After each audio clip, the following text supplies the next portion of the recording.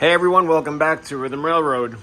So I'm making this video as a follow-up to my cat's dilemma that I was having, and I figured I'd get it out as quickly as possible before I get completely ridiculed on the comments for missing what would be the easiest solution to this. In case you haven't watched the other video, here's what was happening. I basically have a double main loop on my layout, which is this right here that you see kind of in green and red, and it just keeps going around. Unlike the other line, which is the D&H, that's just point to point. It just goes from there as reverse loop all the way down to staging, reverse loop, and that's it. So tracking on the D&H was perfect, but what was happening on the CSX is that I had no way to show the loop without making this look ridiculous. So I didn't want to draw the two lines all the way around to connect there.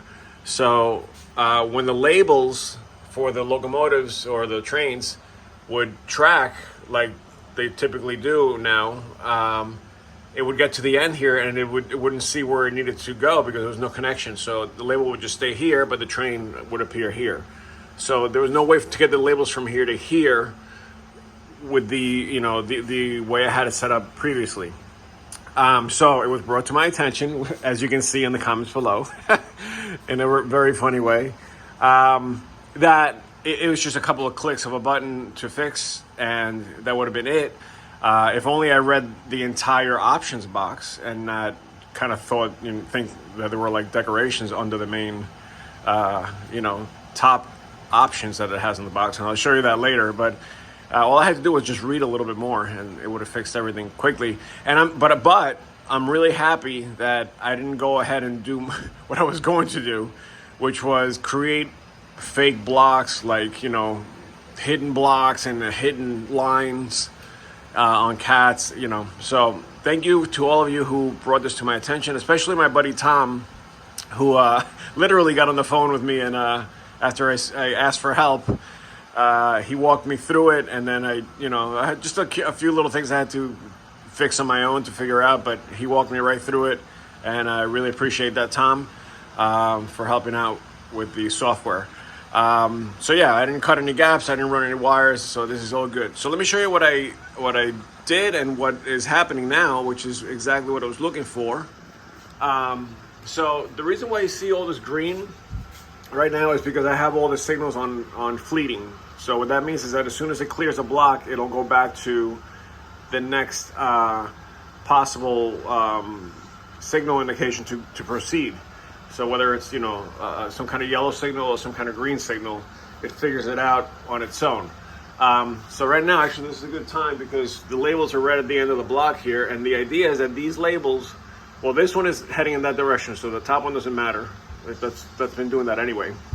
But the bottom one is about to enter the other side of the layout or the other side of the panel. So that label, theoretically, this is just the tail of this block.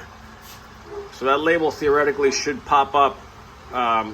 It's already seeing it here, so it should pop up here next, which is exactly what I was looking for. So now the label doesn't get stuck here while the train is still moving around. And what was, obviously happening during sessions was that I would see a label just randomly sitting at the end here, and I had no idea where it was supposed to go. And similarly here, there'd be a label here or here for that matter, and I'd have nowhere for it to go. So here, this should be the moment, right? So this went around and it entered this block. So you see the label moved over here, which is exactly what it should be doing.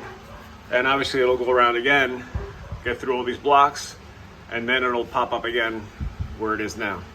So that's working. This one's working as well. I just I haven't gotten all the way around yet, but you'll see that once it gets here, it'll jump into gate junction over there.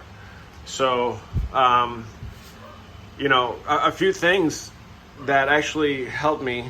Well, before I get to that, let me just show you what I had to do, which is what Tom pointed out, and several other people.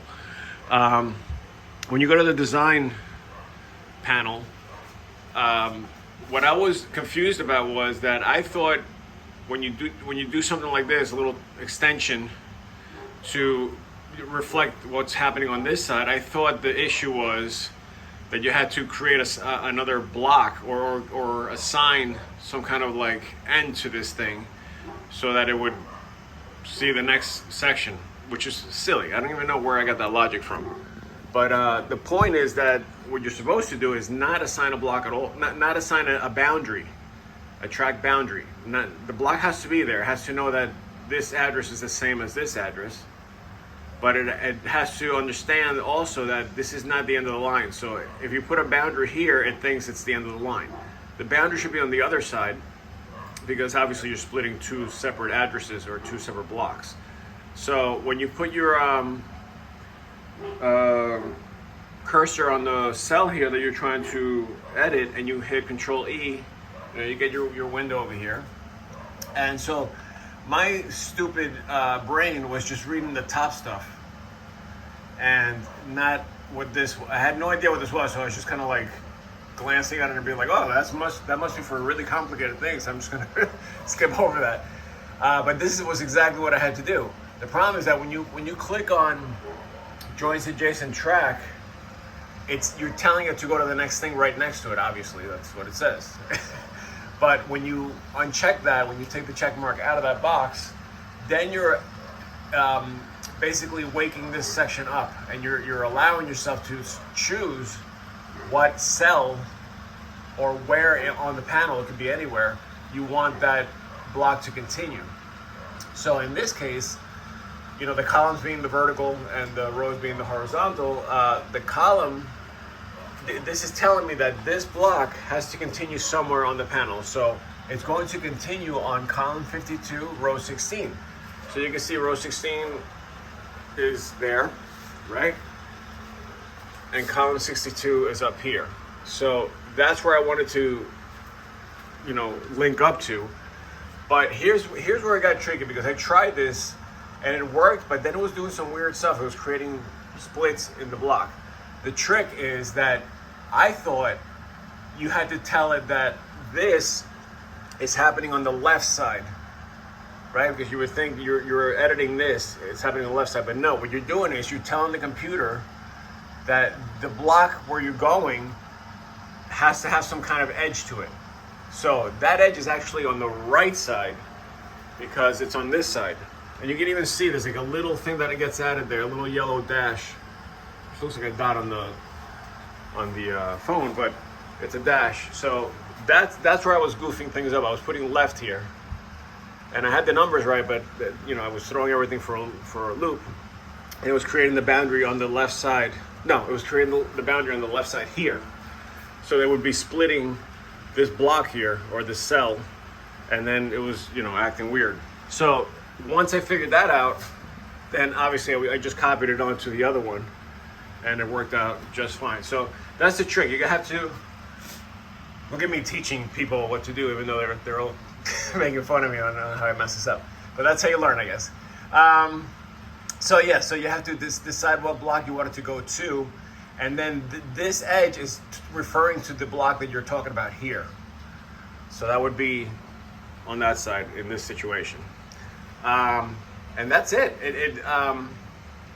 It all works because you're basically doing what it was designed to do. I mean, I guess I could have made it work if I had a hidden block and the whole wiring thing, but that would have been ridiculous.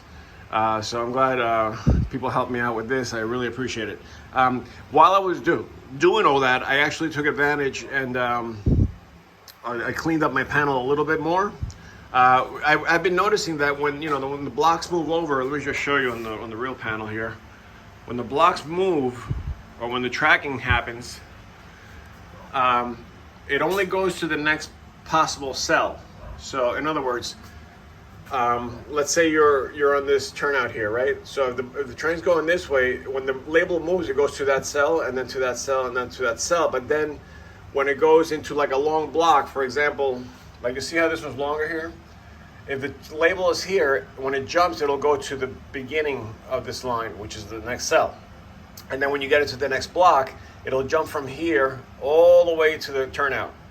So I'm not crazy about that because I wish there was a way to make the label stay in the front of the train, meaning it would realize that if the train is heading in this direction. That label, I would like it to be here rather than at the end of the block. And again, maybe some of you can make fun of me about that and tell me, oh, you just hit this button, and that's how you fix it. But I haven't found the solution for that yet. I'm not worried about that though. So anyways, yeah. So what I did instead is, either way, I wanted to kind of make this a little shorter, so that it would create a little more space here, because this thing was like pushed up against the two tracks here. And also on this side, I wanted to give myself a little breathing room on this side because it was maxed out. So rather than making all these long blocks in between, which is the way I had it before, I made short blocks as much as possible. Even down here with the turnouts, I did whatever I could to shrink it, with the exception of this because I have a crossover here. So that tracks a little bit better now, because now you see the label going from one to the next. Yeah, so it makes everything a lot smoother with the way they jump from block to block. So with that said, I'm going to wrap things up here. Once again, thank you so much to everyone that helped, and especially Tom for being on the phone with me the entire time. I do appreciate it.